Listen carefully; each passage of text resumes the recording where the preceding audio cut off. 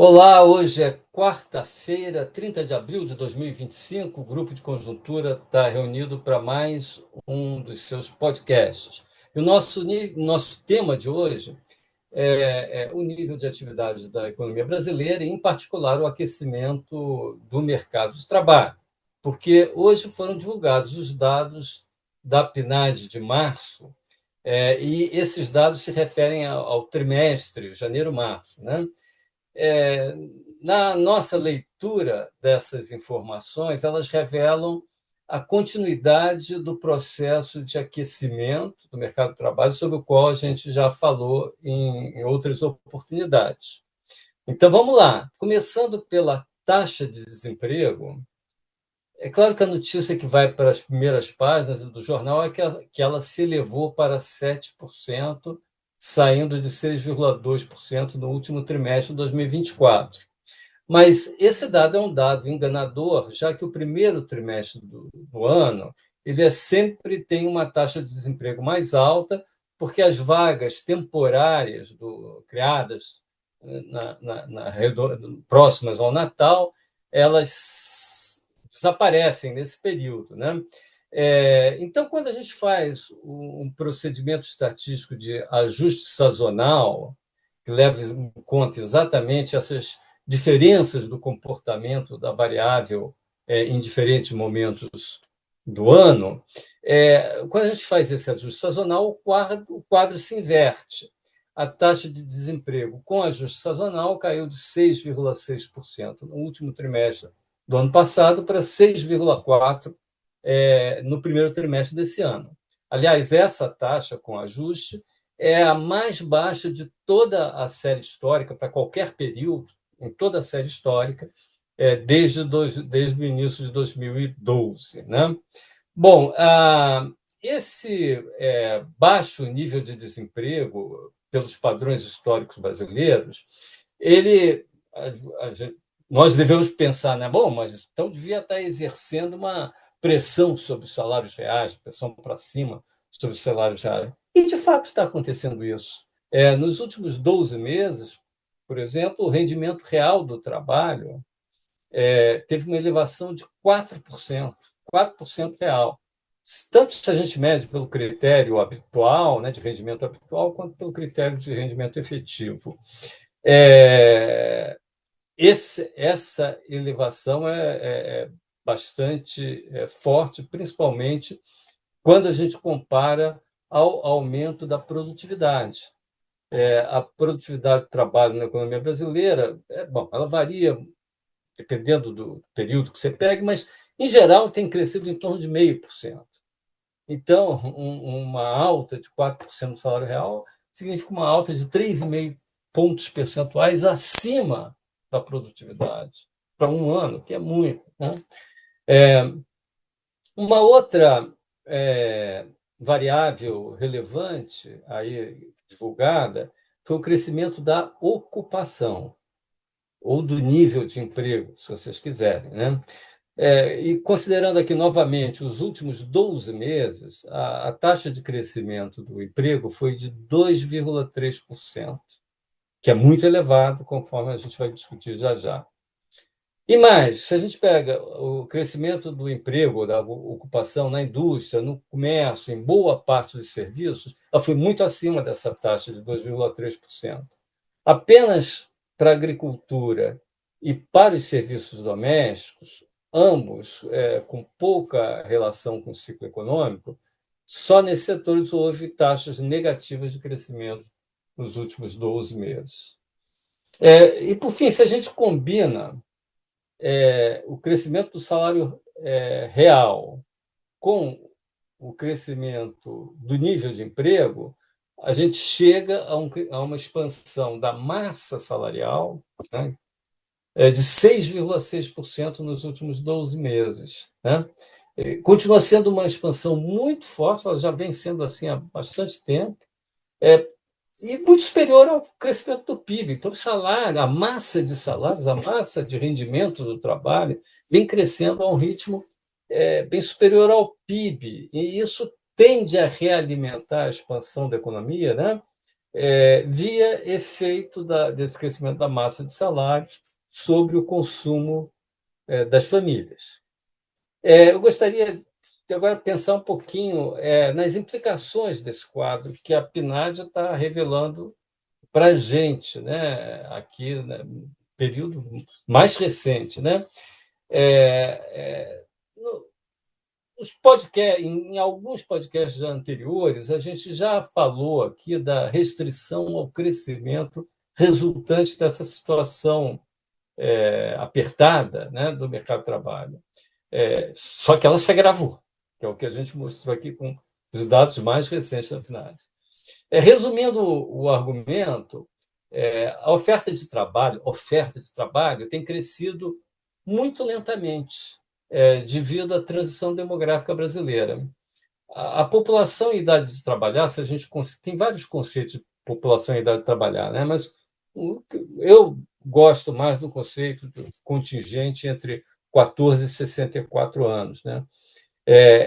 Esse contingente está crescendo anualmente, pelas novas projeções da população do IBGE, 0,3% ao ano. Então, vamos lá.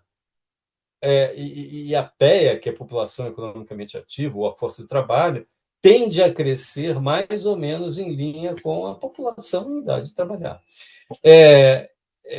Então, a oferta de trabalho tende a crescer 0,3% ao ano. Na atualidade, essa taxa é decrescente. E a demanda por trabalhadores, como é que ela está crescendo? O crescimento tem sido mais rápido. Se a gente tomar um crescimento do PIB de 3%, na verdade, a economia brasileira, nos últimos 4 anos, vem crescendo um pouquinho mais do que isso, mas vamos pegar 3% para pegar um número redondo. Se a gente combina esse crescimento com que a gente chama, né, esse conceito de elasticidade de PIB do emprego, ou seja, quanto cresce o emprego quando o PIB cresce 1%. Essa elasticidade PIB do emprego depende da produtividade do trabalho, que é muito baixa, como a gente viu. Então, como a produtividade do trabalho é muito baixa, o crescimento do emprego, quando o PIB cresce, é muito alto, é o contrário. Então, essa elasticidade PIB do emprego é 0,7. Isso quer dizer o seguinte: o PIB cresce 1%, o emprego cresce 0,7%. É isso que vem acontecendo na economia brasileira nos últimos anos. Então, se o PIB cresce 3%, 0,7% de 3%, ou 70% de 3%, é 2,1%. Taxa, aliás, muito próxima do que aconteceu. Eu falei agora há pouco que que o emprego cresceu 2,3% nos últimos 12 meses, né? Próximo a esses 2,1%. Na verdade, até um pouquinho mais. Né? Então, resumindo, a oferta de trabalho, a oferta de trabalhadores, cresce 0,3%. A demanda por trabalhadores vem crescendo 2,1%, 2,2%, 2,3% ao ano. É uma disparidade muito grande. Como é que isso tem sido possível? O que tem tornado possível conciliar essas diferenças?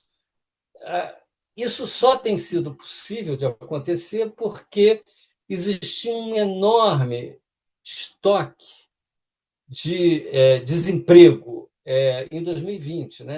Então, havia um desemprego excedente muito grande em 2020 e que, ao longo dos últimos 5 anos, esse estoque de desemprego de desemprego excedente foi sendo reduzido por conta desse crescimento muito alto da demanda por trabalhadores em face de uma oferta muito baixa. Só que acontece o seguinte: esse excedente de desempregados, pelo que a gente falou no começo, se esgotou, ou está se esgotando. Né? Então, você não pode continuar crescendo da mesma maneira que antes. Então, e é isso o nosso argumento pelo qual existe uma barreira dada pelo mercado de trabalho para o crescimento do PIB, que já está posta agora. Né? Dada essa situação, né, a gente tem, então, três alternativas para pensar aqui o futuro próximo. A primeira é aumentar o que se chama de taxa de participação na força de trabalho, né? Pessoas que não estavam dispostas a trabalhar são trazidas para dentro da força de trabalho, para dentro do mercado de trabalho. Quando isso acontece, você então pode aumentar, vamos dizer assim, a oferta de trabalhadores num ritmo maior do que a população em idade ativa. Só que o pequeno detalhe é que isso não está acontecendo. A, a taxa de participação da população em idade ativa na, na força de trabalho tem ficado mais ou menos estável em torno de 62%, né? E bom, há várias razões para isso, a gente não teria tempo de falar aqui agora, a gente pode, em outra oportunidade, conversar sobre isso, mas o fato é que isso não está acontecendo. A segunda alternativa é haver um aumento da produtividade do trabalho, né? Se houver um aumento da produtividade do trabalho, então você pode aumentar o PIB com mesmo com o crescimento da força de trabalho baixo, você pode ter um crescimento maior do PIB, né? Então essa seria o segundo cenário. O terceiro cenário, quando não acontece nenhuma coisa nem outra, nem aumenta a taxa de participação, nem a produtividade, a economia é forçada a desacelerar e, no caso, como se já está batendo no limite, bruscamente, né? E no limite tenderia para uma taxa de crescimento não superior a 1% ao ano, que é o produto do aumento da produtividade pelo crescimento da força de trabalho. É, e, novamente, o que os dados da PNAD estão mostrando é isso, que não houve nem ajuste pelo lado da taxa de participação, nem pelo lado da produtividade, né? O emprego cresce 2,3% nos últimos 12 meses, e o que ele faz é forçar o piso inferior aí da taxa de desemprego. Então, ele está forçando. Só que quando ele força isso, ele acaba também gerando um aumento de salário real e pressão inflacionária. Resultado, eu acho que o que a gente, a não ser que, de repente, saia da cartola aí com um aumento de produtividade, que me parece pouco provável, né? Produtividade normalmente é uma variável que ela aumenta, mas quer dizer, a não ser de fatores totalmente eventuais, mas de forma consistente, ela leva tempo, né? Leva tempo depois do investimento crescer, da capital humano crescer, etc, etc. E, então, eu sou cético em relação a isso. Se for assim, você continuar forçando para baixo a taxa de desemprego, tentando crescer mais, vai ser um processo de esticar a corda. A taxa de emprego pode baixar um pouquinho mais, mas a custas de você ter essa pressão inflacionária, né?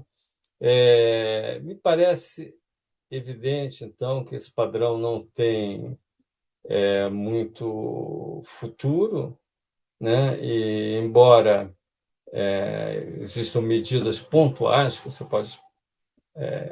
governo pode tomar para eventualmente aumentar um pouquinho a taxa de participação no mercado de trabalho, o caminho mais promissor é o aumento da produtividade. Eu acho que esse deveria ser um foco, é para ontem, não para hoje, para que a economia possa ganhar condições de crescer ao ritmo desejável, né?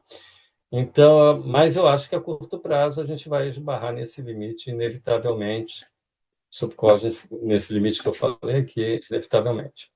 Então, eu paro por aqui, passo aqui para os meus colegas. Tá. Obrigado, Francisco Eduardo. Tá? Você nos apresentou um panorama geral, não? Ideias que você já tem apresentado desde o ano passado, não? Sobre dinâmica do mercado de trabalho, só gostaria de eh, adicionar um ou dois comentários. O primeiro pode ser que a taxa de desemprego que veio agora em março estava em linha com aquilo que era esperado pelo mercado, pelos especialistas, não, sobre mercado de trabalho, não? As projeções estavam entre 6,8 e 7,2, não? Deu 7%, então a gente não teve nenhuma surpresa. Nesse sentido, digamos, eh, o que foi dado hoje de manhã pela informação do IBGE não tem uma novidade para os analistas, tá? Não temos essa surpresa, como já não tínhamos no mês anterior, não, nos meses anteriores. Agora à tarde deve sair informação do CAGED, não? O Ministério do Trabalho deve divulgar dados, ainda a gente não tem esses dados no momento que estamos gravando, mas também a gente não deve esperar surpresas dentro da informação do CAGED, não? Ou seja, as expectativas é que no mês de março tenham sido geradas aproximadamente 200 mil vagas novas, não?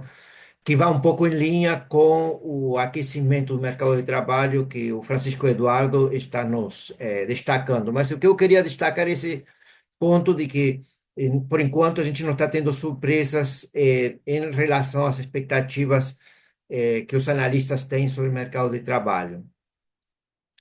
Um segundo Eu que ponto que eu gostaria de destacar que me chama a atenção, o ponto que Francisco Eduardo destacou sobre a taxa de participação, que tem se mantido muito estável. Eu gostaria de destacar que Francisco Eduardo destaca que o salário real tem aumentado, não? Em variação acumulada em 12 meses, dá 4% em termos reais, e apesar desse aumento do salário real, não tem aumentado a taxa de participação. Isso mostra uma certa inelasticidade, não? Uma certa... Por que razão, se aumentou tanto o salário real, não vai ter pessoas que antes não estavam dispostas a trabalhar e agora estão dispostas a trabalhar? São dos pontos que o Francisco Eduardo destacou que a gente poderia falar em algum outro momento, tá? E o último ponto para destacar, a gente já tem comentado isso em outros podcasts, é o fato de que ao longo do ciclo econômico, o mercado de trabalho normalmente é o último a se ajustar dentro do ciclo econômico, não? Ou seja, quando a gente tem uma retomada do nível de atividade, ela acontece primeiro e alguns meses ou algum trimestre depois acontece o ajuste no mercado de trabalho. A mesma coisa acontece nas reversões, não? Ou seja, primeiro o nível de atividade, as vendas, confiança dos agentes econômicos caem e depois, alguns meses ou alguns trimestres depois, a gente começa a ver o deterioro do mercado de trabalho. Em consequência, faz parte isso sim da dinâmica convencional dos ciclos econômicos.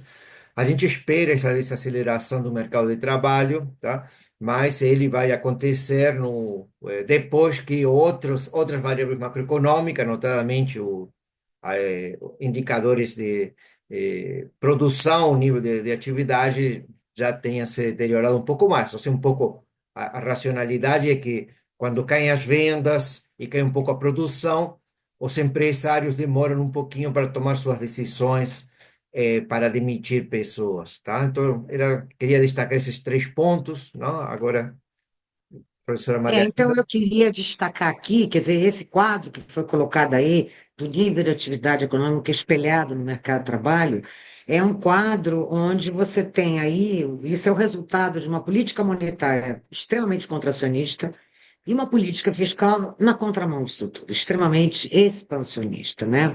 Então, alguém poderia pensar, mas espera, com esse juro real, né, a Selic em 14,25, uma expectativa de inflação de 5, quase batendo 10% ao ano, em termos reais, né?